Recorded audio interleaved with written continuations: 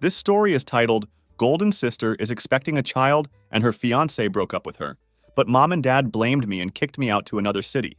Years later, tables have turned, and now I have 21 missed calls from family. Hey everyone, I'm a 23-year-old guy, but this story actually begins when I was 15. I had an older sister named Lily who was 18 at the time. She's 28 now. Throughout our entire childhood, Lily had always been the golden child in our family. My parents, Dad 46, Mom 44, practically worshipped the ground she walked on, making it pretty clear who the favorite was in our household. Things got dramatically worse when Lily announced she was pregnant.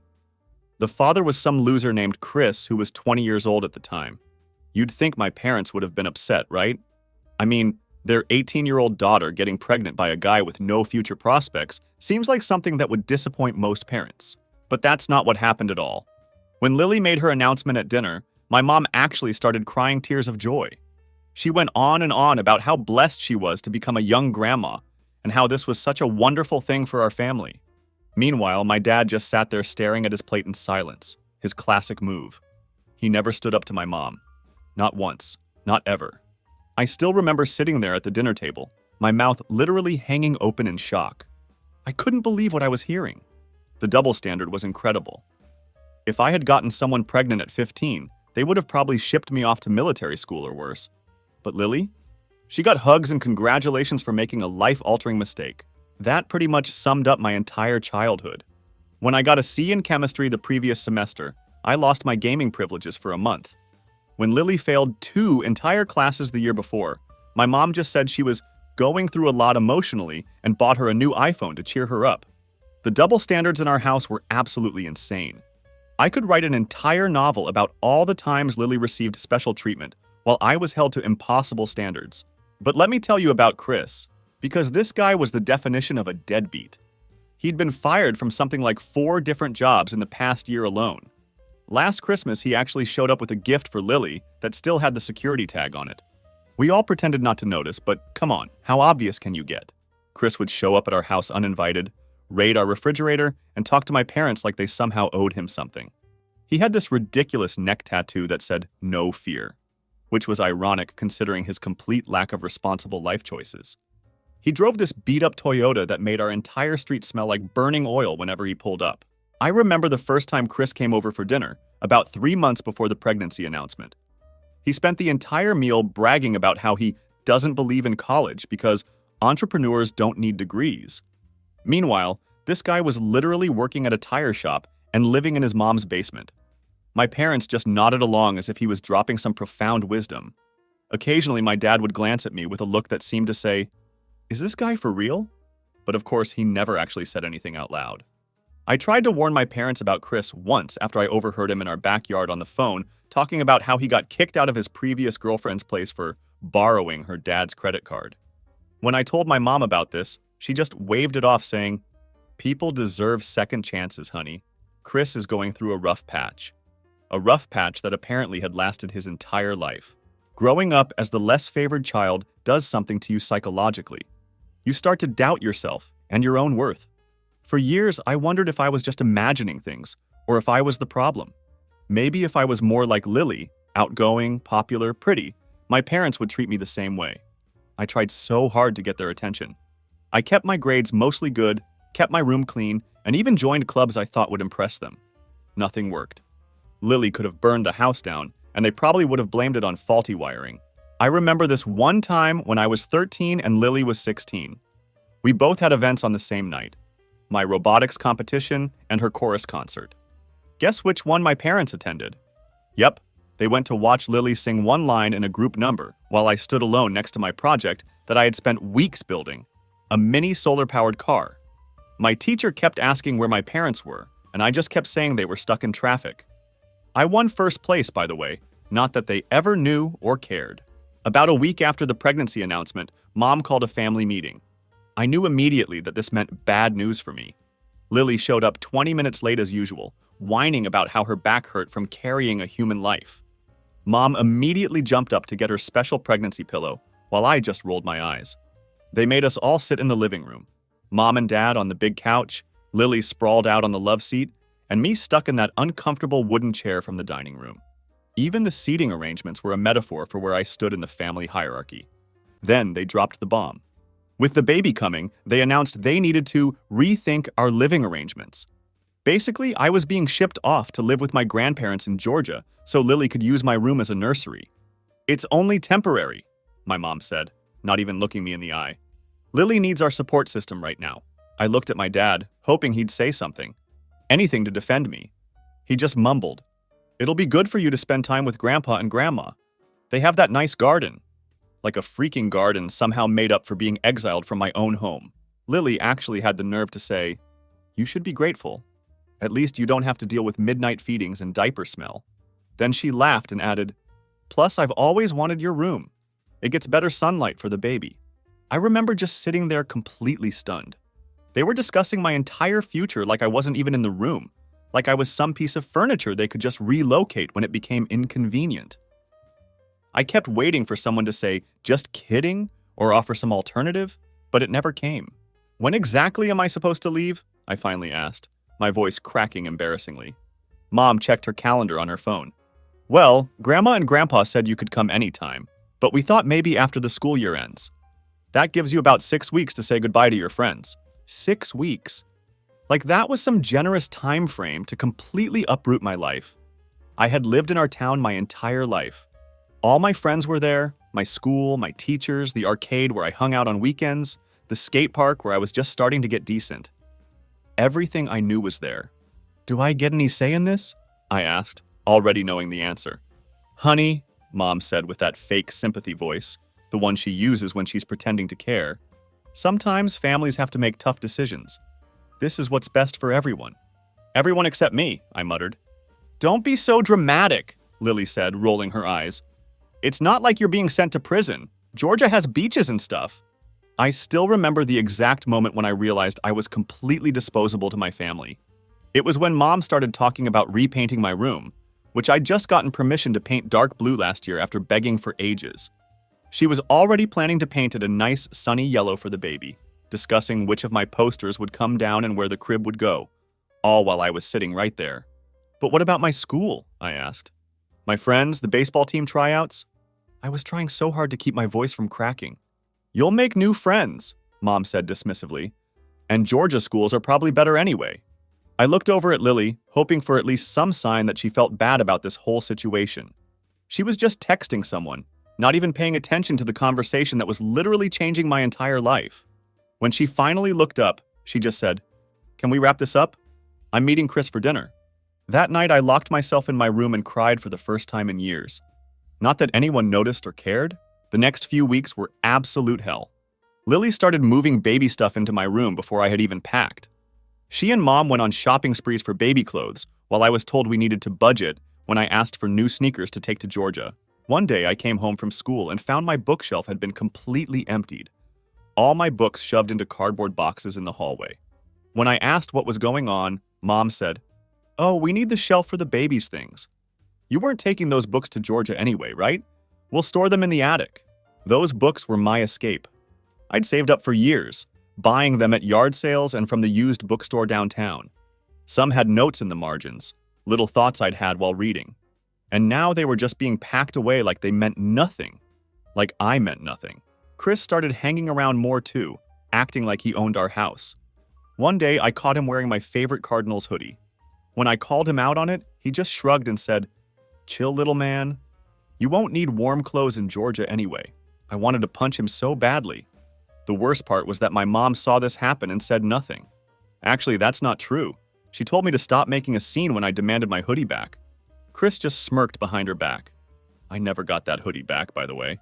I bet he sold it or lost it somewhere. Things just kept getting worse. My mom and Lily started having these conversations about the baby right in front of me like I was invisible.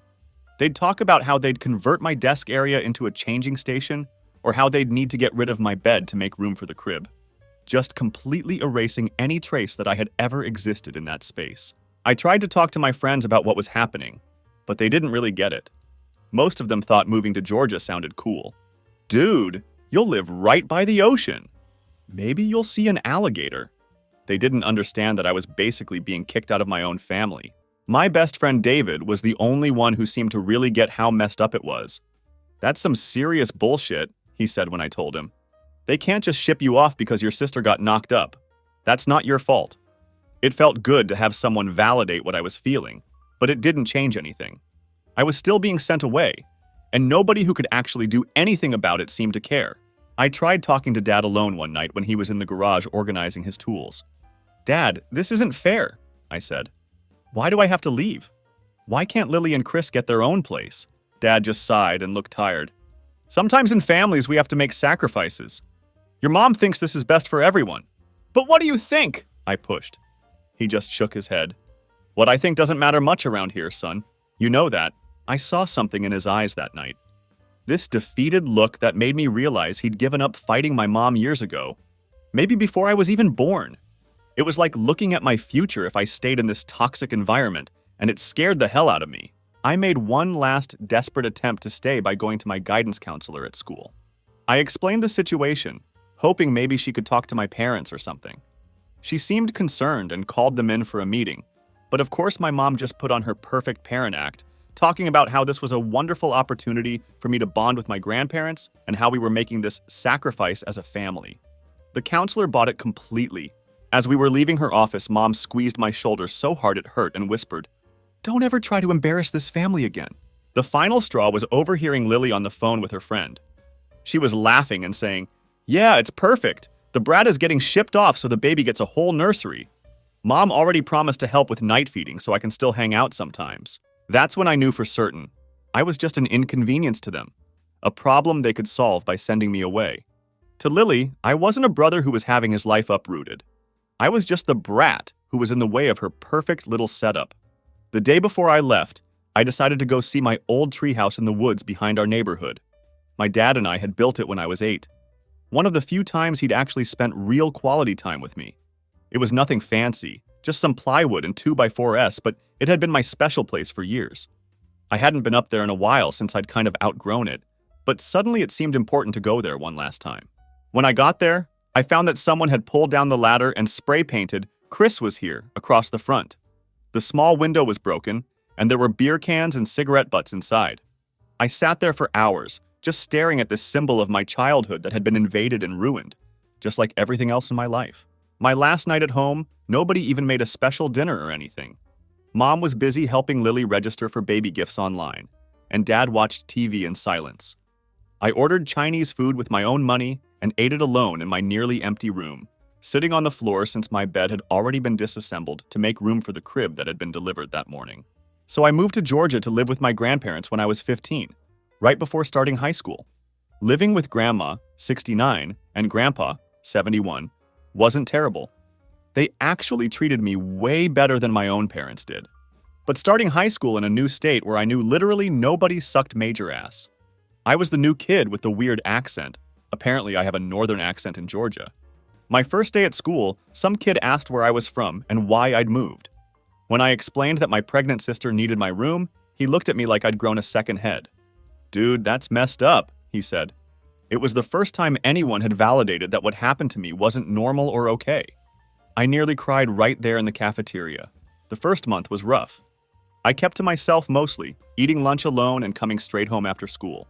Grandma would have snacks ready and actually ask about my day, not just a generic "how was school," but specific questions about my classes and teachers.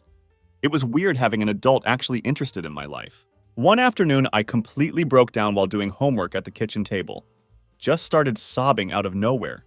Grandma sat with me, not saying anything, just rubbing my back until I could breathe again. Then she said something I'll never forget. "What your parents did wasn't right, and you're allowed to be angry about it. But don't let that anger burn up everything good inside you." Grandpa was cool too. He had this workshop in the garage where he built furniture and started teaching me how to use the tools. He said I had good hands for detailed work. It was the first time anyone had ever complimented me on being good at something physical. Dad had never bothered to teach me that kind of stuff. The first time I built something on my own, a simple wooden box with dovetail joints, Grandpa displayed it on the mantle like it was some priceless artifact. He showed it to everyone who came over, bragging about how his grandson had made it. I pretended to be embarrassed, but honestly, it felt amazing to have someone proud of me. I barely heard from my family back home. Mom would call like once a month with awkward small talk, then spend 20 minutes showing me pictures of Lily's baby girl Sophia through FaceTime. Dad would get on for a minute at the end, just to say, "Be good for your grandparents," before hanging up. Lily never called or texted unless she needed something. The first time Lily called me directly was about 3 months after I moved. I was actually excited to see her name on my phone. Maybe she missed me. Nope. She wanted me to convince Grandma and Grandpa to send a bigger check for the baby's christening gift. I hung up on her. For my 16th birthday, my parents sent a card that arrived 3 days late. Inside was a $25 GameStop gift card and a generic message. Not even a "we miss you."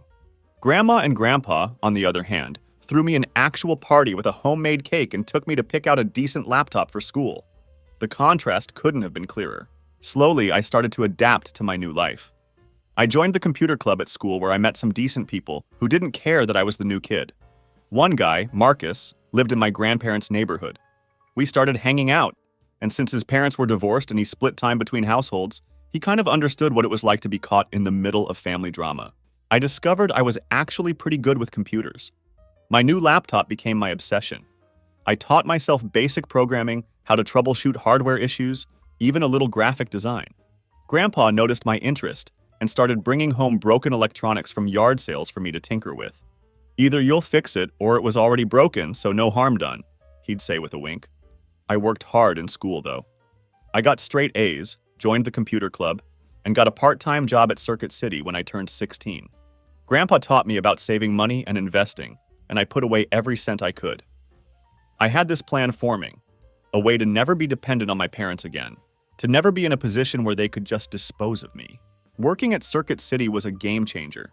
Not only did I make decent money, but I learned a ton about different tech and how to talk to customers. My manager Kevin took me under his wing and started giving me the more challenging repair jobs. "Kid's got a knack for finding the problem," he'd tell the other employees. For the first time, I felt valued for my skills. By junior year, I had actually made some good friends, joined the track team, and even started dating this girl named Jenny. She moved to California for college, but we're still friends. Life was normal. Sometimes I'd go weeks without even thinking about my parents or Lily. The pain never completely went away, but it faded from a sharp stab to a dull ache. I did go back home once during my junior year. It was for Thanksgiving. Grandma insisted we should all be together for the holiday. That visit was eye-opening. My old room was completely transformed. Lavender walls, crib, changing table. No sign that I had ever lived there. Lily was living at home with Sophia, who was a toddler by then. Chris was between jobs as usual and played video games the whole time I was there. The weirdest part was how they all acted like nothing had happened, like me being sent away was just some normal thing that families did. Mom kept saying things like, "Oh, we should show you the mall. They've renovated since you lived here," as if I'd just been away at camp or something. Dad was a little better. He actually apologized one night when we were alone, saying he should have handled things differently. But it was too little, too late. I couldn't wait to get back to Georgia after that visit. It made me realize that my grandparents' house had become more of a home than my parents' house had ever been. When I graduated high school at 18, my parents flew down for the ceremony. It was awkward as hell. They acted like the past 3 years hadn't happened. Mom kept showing my grandparents' neighbors pictures of Sophia, now 4 years old, talking about how Lily was such an amazing young mother despite all her challenges. Challenges meaning the consequences of her own choices, like how Chris moved out when Sophia was 6 months old, then moved back in, then moved out again, a pattern he'd repeat about a dozen times over the years. Or how she'd gotten fired from 3 different retail jobs for always calling in sick. Translation, hungover. But in my mom's eyes, Lily was still this poor, struggling angel who deserved endless support and praise just for doing the basic parenting that millions of people do every day. At graduation dinner, I announced I wasn't coming back home. I was staying in Georgia, getting my own place and starting my own computer repair business. Mom seemed shocked. Dad just nodded, like he knew this was coming all along. "But don't you want to come home?" Mom asked, genuinely confused. "Your room is still there." It wasn't my room anymore. It was Sophia's room, as I'd seen in the background of countless video calls. "No," I said simply. "My home is here now." The hurt look on her face almost made me laugh. What did she expect? That I'd be eager to return to the place where I'd been tossed aside like old furniture? That I'd want to live as a guest in what used to be my home? Grandpa pulled me aside later that night and pressed something into my hand. a check for $5,000. Seed money, he called it. For your business. Don't tell your grandmother. She thinks we're just helping with first month's rent on your apartment. He winked at me and added, I believe in you, kid. That night, I realized something important. Family isn't just blood. It's the people who make room for you in their lives, who see your value, who believe in you. By that definition, my grandparents were more family to me than my parents and sister had ever been. From ages 18 to 23 now, I built my computer repair business from nothing into a decent IT consulting company. I have my own condo, a new car, and actual savings. I'm not rich by any means, but I'm stable and independent. Those first couple years on my own were tough. I lived in this tiny studio apartment that smelled like the Thai restaurant downstairs. I worked insane hours, doing repairs during the day, taking online classes to get certified in different systems at night, cold calling businesses to offer my services on weekends. Ramen became a food group. Sleep became optional. At first, I was just fixing people's personal computers, removing viruses, upgrading hardware, retrieving lost data. I charged less than the big repair shops, so I got a lot of business through word of mouth. I'd make house calls with my toolkit in my backpack, riding my bike because I couldn't afford a car yet. My big break came when I helped the owner of a local insurance firm recover data from what they thought was a fried server. They'd been quoted thousands by a big IT company for the job, and I fixed it in an afternoon for a few $100. The owner was so impressed, he hired me on a monthly retainer to manage all their IT needs. That was my first real business contract. Slowly, things started coming together. Word of mouth spread, and one satisfied customer would recommend me to another. I hired my first employee at 20, this community college kid who knew his way around networks. By 22, I had an actual office space with 3 employees. Now I have a team of 5, including a full-time office manager who handles all the stuff I hate dealing with. The best part of building my own business wasn't even the money. It was the control. For the first time in my life, I was making my own decisions, setting my own rules. Nobody could ship me off or take my room away or tell me I didn't matter. I was building something that was completely mine. Meanwhile, from the little I heard, Lily, now 28, was still living at home with Sophia, now 10. She dropped out of community college after 1 semester because it was too much with a child. Chris had been in and out of their lives, mostly borrowing money and disappearing for months at a time. Every now and then, I'd get updates via holiday cards or the occasional call from Dad. Apparently, Chris got another girl pregnant when Sophia was 3, which caused drama for a while. Then he went to jail for a few months for driving on a suspended license with an unregistered gun in the car. Quality guy. That Chris. Lily had this pattern of getting jobs and quitting or getting fired within a few months. Retail, waitressing, receptionist, nothing ever stuck. She always had excuses. The manager was mean, the hours were too long, the customers were rude.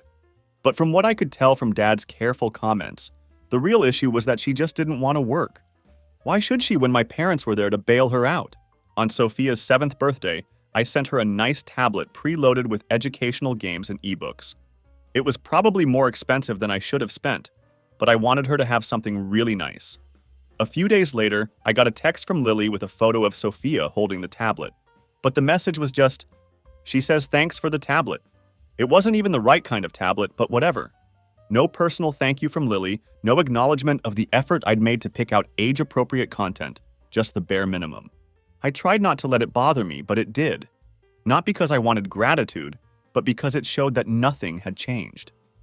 Lily was still the same selfish person she'd always been, and my parents were still enabling her behavior.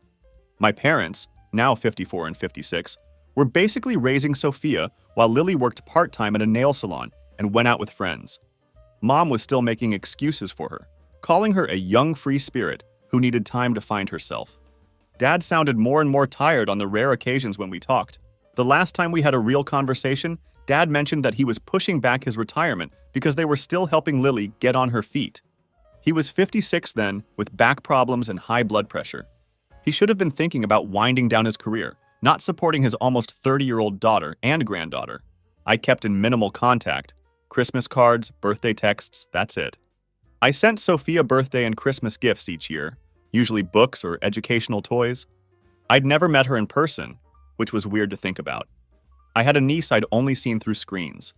Grandma and Grandpa were still my real support system. They never made me feel like a burden or an afterthought. Grandpa passed 2 years ago. Heart attack, peaceful in his sleep, and that hit me hard.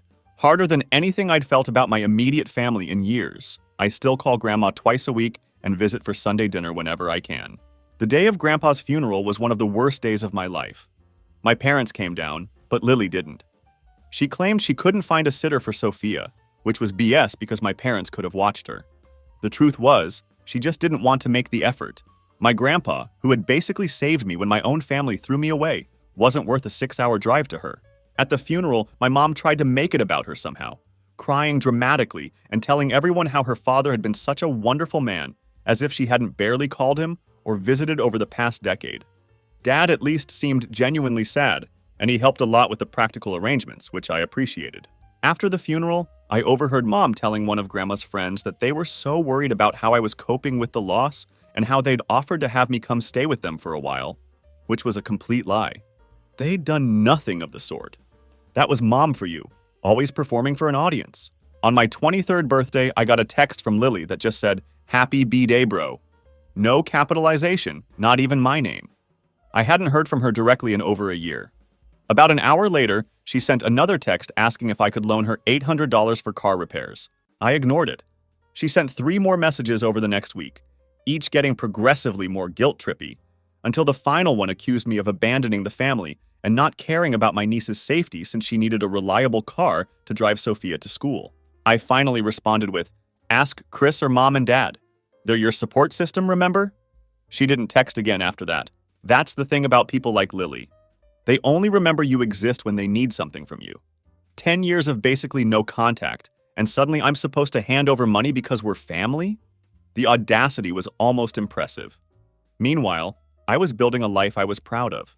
My business was growing steadily. I had good friends, and I dated occasionally. Nothing serious, but not for lack of trying. I was happy, genuinely happy in a way I never had been growing up. Sometimes I think about the parallel universe where my parents had stood up to Lily, where they'd made her and Chris figure out their own living situation instead of shipping me off. Would I be the same person? Would I have built the same life? It's impossible to know, of course, but part of me thinks that being forced to rely on myself at such a young age made me stronger, more determined. It's not a silver lining I would wish on anyone else, but it's something I've made peace with. Then, out of nowhere, my phone rang with Mom's number on a Tuesday afternoon. I almost didn't answer, but figured it might be important. "Your sister was in a car accident," Mom said, her voice shaking. "She's okay, but she broke her leg in 3 places and fractured her hip. The doctors say she can't work for at least 6 to 8 months. I waited, knowing there was more coming. And Chris left for good," she continued. "He said he couldn't handle the pressure and moved to Nevada with some girl he met online. We're struggling with the medical bills and taking care of Sophia. Your father's hours got cut back at work, and my arthritis is getting worse." Her voice trailed off before she finally said what she was calling for. "We were hoping maybe you could come visit, reconnect with the family, meet Sophia properly. Your father really misses you." Translation: the golden child is down for the count, her deadbeat baby daddy is gone for good, and they suddenly remembered they have another kid who might be useful. I sat there for a long time after hanging up, just staring at my phone. 10 years. It had taken 10 years and a financial crisis for them to reach out in any meaningful way. Not because they missed me or regretted what they'd done, but because they needed something from me. Part of me wanted to ignore the call. But then I thought about Sophia, a 10-year-old kid caught in the middle of all this adult dysfunction. None of this was her fault. And if I'm being completely honest, a tiny part of me wanted them to see what I'd become without them. I wanted them to know that the kid they'd tossed aside had built a life they now needed to turn to for help. So I called Mom back and said I'd come visit in a few weeks. I booked a hotel rather than staying at their house. No way was I sleeping on their couch or in what used to be my room. Walking into my old house was weird. Family photos lined the walls, mostly Sophia at different ages with Lily and my parents. I noticed there were only 2 photos of me: my high school graduation and 1 ancient school picture from when I was about 12. My old bedroom was now a princess-themed kids' room with purple walls and unicorn bedding. Lily was on the couch, leg in a cast, scrolling through her phone. She barely looked up when I walked in. "Oh, you actually came," she said, like she was surprised I could be bothered. Mom hovered around nervously while Dad hugged me tight and whispered, "I've missed you," in my ear. He looked so much older, so beaten down. When Sophia came home from school, everything changed. She was bright and curious, with none of Lily's attitude. After a shy start, she lit up when she found out I worked with computers and bombarded me with questions about coding and games. That night after Sophia went to bed, they finally got to the point. They were drowning in medical bills. Lily couldn't work, Chris was gone, and they were behind on the mortgage and Sophia's private school tuition. "We know it's a lot to ask," Mom said, "but you're doing so well with your business. We were hoping you might be able to help us out." Lily finally looked interested in my existence. "Yeah, bro. Must be nice having all that freedom and money." I looked around at all of them. My entitled sister who never faced consequences, my enabling mother who always put her first, and my passive father who never stood up for me, but at least seemed genuinely sorry. "I'll help," I finally said. Mom burst into tears of relief. "But I have conditions," I continued. "I'm not giving anybody a blank check. I'll pay for Sophia's basic expenses and medical bills directly to the providers, not to any of you. And the money goes through Dad, not either of you," I said, looking at Mom and Lily. Lily's smile vanished. "What, you don't trust us or something?" "No, actually I don't." Mom looked offended, but Dad just nodded, understanding completely. "That's fair," Dad said. "You have no reason to trust us." I also insisted Lily enroll in job training once she was physically able. She stormed out, but Dad surprised me by agreeing. It was more than fair. As I walked out to my car that night, Dad followed me. "I should have stood up for you back then," he said quietly. "It was easier to just go along with your mother and Lily. I've regretted it every day since you left." I just nodded. I wasn't ready to forgive him yet, but I appreciated the acknowledgement. "Take care of Sophia," I said. "She deserves better than all this drama." As I drove back to my hotel, I realized I didn't hate them anymore. I just felt sorry for them. They'd created this mess with their favoritism and enabling, and now they were living in it. Meanwhile, I was free, the forgotten son who built himself from nothing. Maybe someday I'd have a real relationship with Sophia, maybe even with Dad. But for now, them finally acknowledging they needed me after years of making me feel worthless, that was enough. Some people have been asking for updates on my situation, so here goes. Yes, I'm still helping with Sophia's expenses, but only through my dad. I've been paying for her school tuition, some medical bills, and basic necessities directly. Lily is still not working, even though her doctors cleared her months ago. She's been looking into online classes for like 6 months now, with nothing to show for it. My mom still makes excuses for her, of course. The good news is that I'm developing a real relationship with Sophia. We video chat once a week and talk about books and coding. She's really smart, and I'm trying to be the person I needed when I was her age. Someone who encourages her interests and takes her seriously. To those saying I should just cut them all off completely, I get where you're coming from, believe me. But Sophia is innocent in all this, and I don't want to punish her for her mom's mistakes.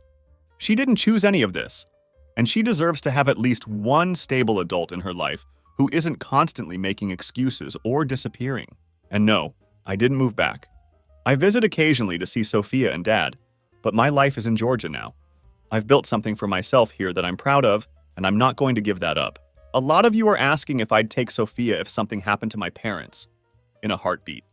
She deserves a chance at a normal life, away from the toxic cycle of enabling and dependency that shaped her first decade. I've already talked to a lawyer about what that might look like, just to be prepared.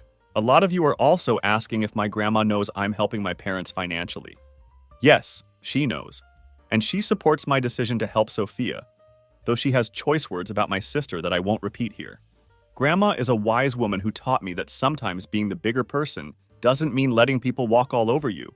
It means setting boundaries while still doing the right thing. The situation is still complicated, but I feel like I'm handling it on my terms now. My business continues to do well, and I'm considering expanding into a new office space next year. I'm dating someone who makes me laugh and respects my boundaries around family stuff.